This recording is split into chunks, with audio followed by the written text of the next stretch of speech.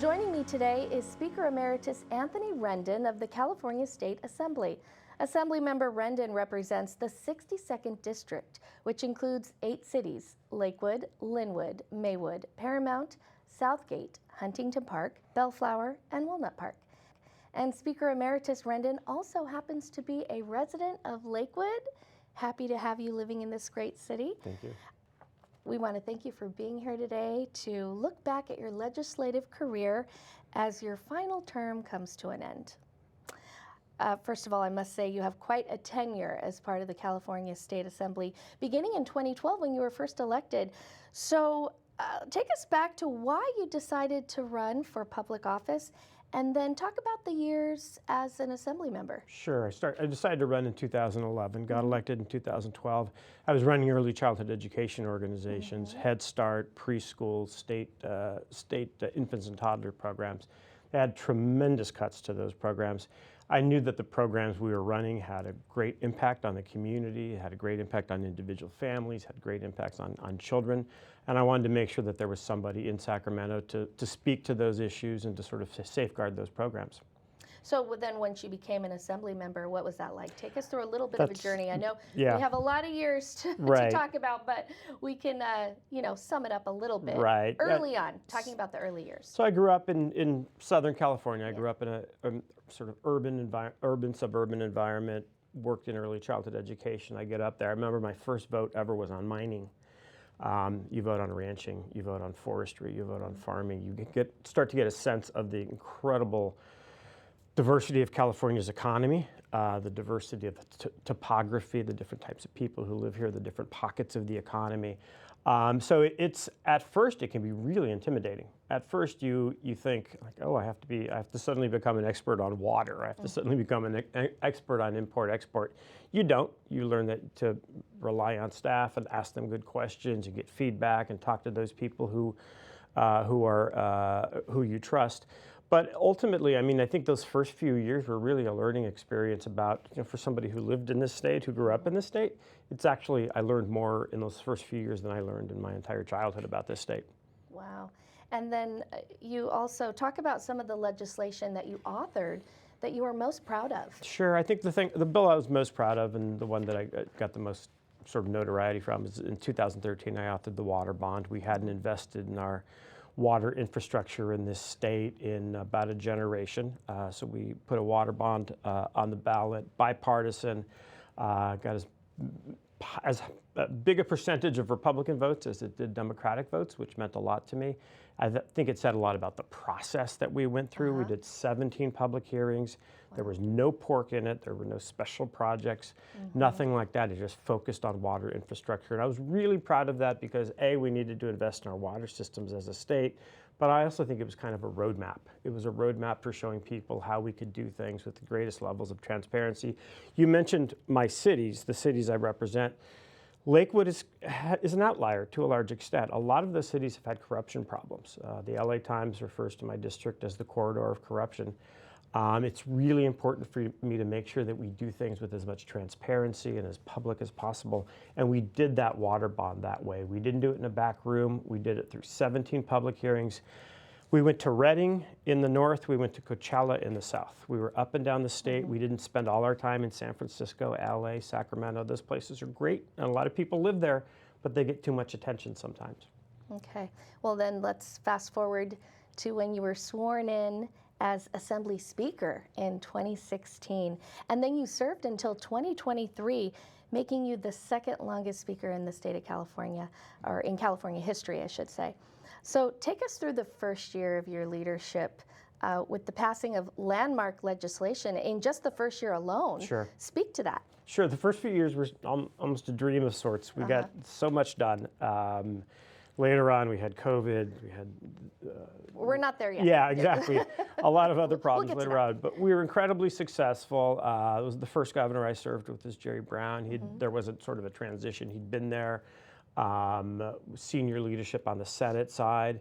I came in with a huge class. We were the largest class. My freshman class was the largest class since the Civil War. So we kind of sort of stuck together. We all sort of knew each other.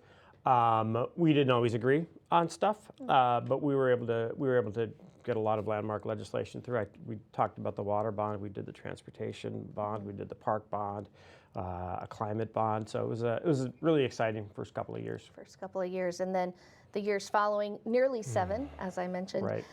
You led the chamber through impactful and complex negotiations. Right.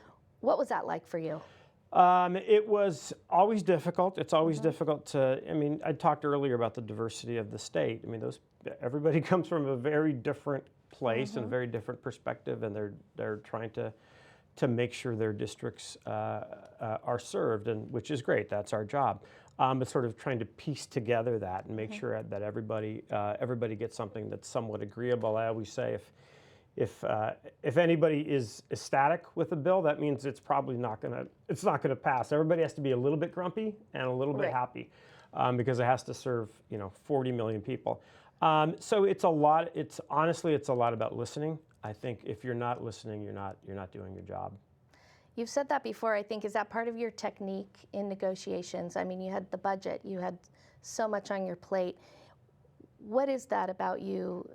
How do you process? Yeah, I mean, I taught English in Taiwan. I taught here in the U.S. It's to a large extent, teaching is. It's not really about lecturing. It's finding out what the student is missing, what the student is lacking. I always tell students, say, when you ask me a question, I'm going to answer you, but you should also think about why you're asking the question. That question itself is really important, I think, and try to hone your question and try to find out what you're really trying to ask. And I studied philosophy, so the Socratic method is important to me, right? I often answer questions with questions, and I want to find out specifically what people are getting to, and I think that's an effective means for leading a very diverse body. Okay, I have a specific question for you here next up. What are some of the greatest milestones during your time in office for the cities you represent? It's a great question. Thank you. Yeah, and a very specific question. I can't even do the math now. Millions and millions of dollars in park funds through all of the cities that we represent. Millions and millions of dollars in transportation funds, in water infrastructure funds. A lot of work along the Los Angeles River, which I'm very, very proud of. We got Frank Gehry to come and design a cultural arts center in Southgate, which we've raised about $120 million for. Okay. So I think it's a lot of different things, but they're all community based. I think for me, there have been 70 speakers in the history of this state. A lot of them came from Los Angeles. I was the first one to come from Los Angeles County who didn't represent the city of Los Angeles. I don't have a single resident from the city of Los Angeles. And for so long in this state, you had resources going to the big cities. You had resources going to, in LA County, you had it going to the city of LA. And for me, it was really important to make sure that cultural resources, transportation resources, water resources, park resources, that we got served here in this community too. So as you wrap up your term, I know you're out in the community, you're involved with your constituents, but here today, what do you want to say to your constituents of the 8 cities that you represent? And what do you hope to see happen in this district moving forward? I want to say thank you. It's been tremendous, not only for me, but for my family. It's been not only an education in terms of the state, but also an education in terms of your sort of local communities. You find out things about people, little niches, little things that you didn't know existed. It's a team sport. You don't do it alone, whether it's my staff or the great city council members that I served with. It was always a team sport.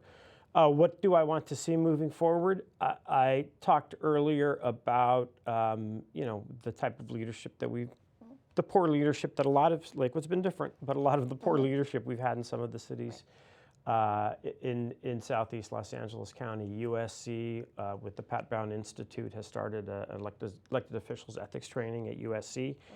Very important program. I think what's really, really cool about my district, I'm 55, so I'm not ageist, I don't think. But what's cool is the extent to which there are a lot of elected officials who are way younger than me, who are in their 40s, who are in their 30s, who have decided that they're going to make these communities their home, and they serve on the councils, they serve on the school boards, and that is really exciting for me. I want to see that young leadership continue to thrive. And keeping that transparency. You touched on that earlier. That's Absolutely. important. It's absolutely important. Yeah, it's absolutely important. And that's, when we talk about democracy, I've said this before, when you talk about democracy, to a large extent, what happens in Sacramento, people don't really know, right? But you know what happens in your local community. You know if your trash is being picked up. You know if your kid's being educated. You know if your water is clean. If that stuff is working at the local level, and people understand it and people trust it, then they have faith in democracy. What we do in Sacramento can at times be abstract. DC is abstract. People know if my daughter's school isn't good, she's not learning how to read, I know that. If the turn on the tap and the tap water is brown, I know that. And that's really important. So why is public service work so important to you? I feel like you're not done yet, after your final term. Right. Why is it so important to you? Yeah, it's so important to me because I think to a large extent it was something I come from generations of sort of very working class people. My parents were not very political. They voted, but they weren't involved in the community.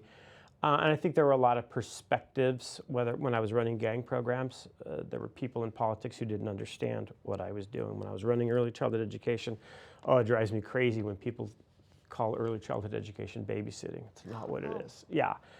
And I went to Sacramento and people are like, oh, you run babysitting centers. Like, no, I don't. Like, this is a curriculum. It's, I think it's really important to make sure that we have diverse perspectives. My seatmate is, the first lesbian Latina to ever serve in the legislature. James Ramos sits across the aisle from me. He's the first legislator ever born on Native American soil in this state to serve in the legislature. The more perspectives you have, the more views you have, the better people are being served. Yeah, that's important. And so moving forward, what are your goals and plans for the future? My daughter's, she turned 5 on the 16th. We decided to start her kindergarten late instead of starting kindergarten early. So teaching at USC starting in January, and if I'm working more than 20 hours next year, I'm doing it wrong. Right. It's really important to me to drop her off at 9 a.m., pick her up at 3:30. Yes. I kind of missed out on my nieces, nephews, how many ballet recitals did I miss out on when I was in Sacramento? How many Little League games did I miss out on? I really wanted to spend the next year sort of focusing on my family, my immediate family, and my sisters and cousins and nephews and nieces. After that, we'll figure out what to do. But I'm going to continue to be involved in Lakewood and the communities around here. Like family first, right? Family first. That's right. Right. Well, we want to thank you for being here today and sharing with us your public service journey. We're going to call it a journey, right? Would you say that? That's accurate? Oh, yeah. When we wish you all the best in the future. Thank you for being here. Thanks so much. I appreciate it. Thank you.